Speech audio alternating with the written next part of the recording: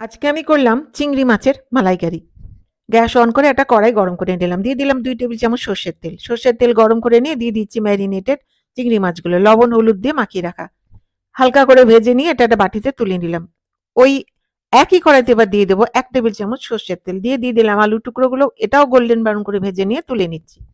দিয়ে দিলাম ছোট এলাচ, দারচিনি আর তেজপাতা, একটু নেড়ে নিয়ে দিয়ে দিলাম পেঁয়াজ বাটা, টমেটোর টুকরো, আর দিয়ে দিচ্ছি এবারে লাল লঙ্কার গুঁড়ো, কাশ্মীরি লাল লঙ্কার গুঁড়ো, আদা বাটা, আর দিয়ে দিলাম হলুদ গুঁড়ো, দিয়ে খুব ভালো করে এটা কষিয়ে নেব।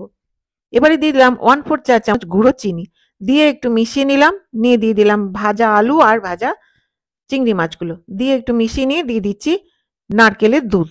নারকেলের দুধটা দিয়ে একটু নেড়ে নিয়ে দিয়ে দিলাম স্বাদ অনুযায়ী লবণ, মিশিয়ে নিলাম।